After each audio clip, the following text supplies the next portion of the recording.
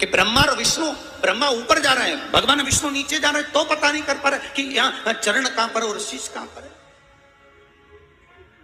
उसको जान ही नहीं पा रहे।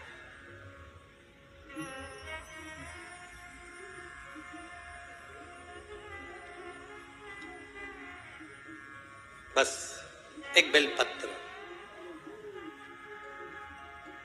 साधारण भाव में बेलपत्र भी सीधा भाग, और इस बेलपत्र की जो डंडी है वो उत्तर दिशा में रखना है थाली के अंतर्गत। जब आप शिवलिंग का निर्माण करें, उत्तर, इसके ऊपर जो गलाई हुई मिट्टी है वो डाल दीजिए, और डालने के बाद सबसे पहले शिवलिंग का स्वरूप बनाना है। सबसे पहले नीचे की जलाधारी नहीं बनाना, क्या बनाना है?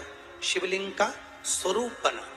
बनाने के बाद उसी शिवलिंग के पास में और मिट्टी डाल लीजिए, फिर जलाधारी का निर्माण करें, फिर जलाधारी।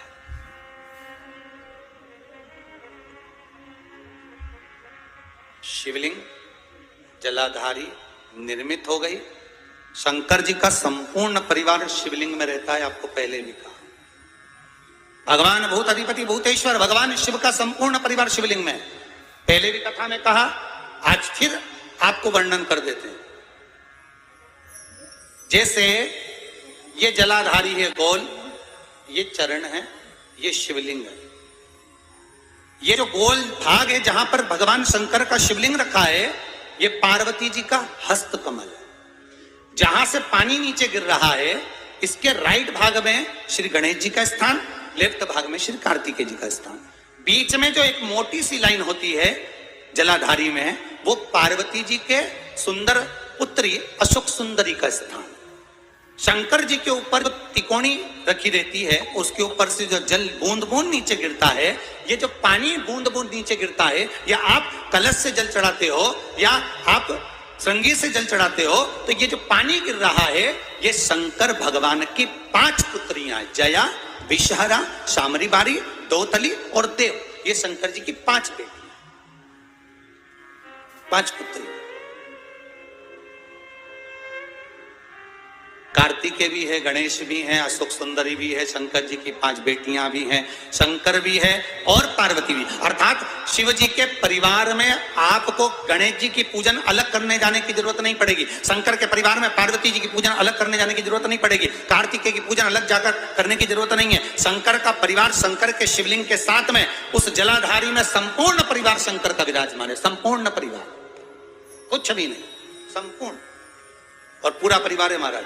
फिर वही बात आई, ध्यान दीजिएगा, जिस व्यक्ति को नींद ना आवे, रात्रि को सोते समय टेबलेट खाने की जरूरत नहीं, शंकर भगवान की 5 पुत्रियों का नाम लीजिए। जया, हाथ में जल लो, पलंग पर बैठो, जल हाथ में लिया, जया आचमन कर लो, विषहरा आचमन कर लो, शामली बारी आचमन कर लो, दौतली आचमन कर लो, और देव आचमन कर लो। ये शंकर की जो 5 पुत्रियां हैं, ये ऐसी पुत्रियां हैं जो निंद्रा देवी को लेकर आती हैं और हमें विश्राम का आनंद सुख प्रदान करती हैं, हमारे नयनों पर विराजमान रहती।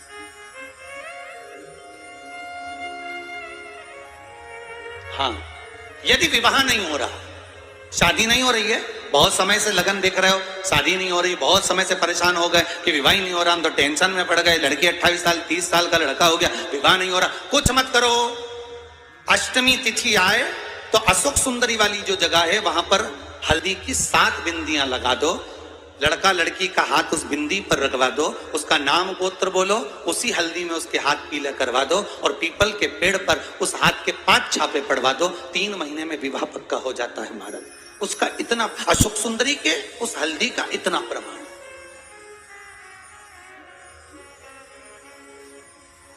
3 माह के अंतर्गत विवाह नक्की होगा, इतना इतना प्रमाण है महाराज। भगवान शिव की आराधना का कोई साधारण फल है महाराज।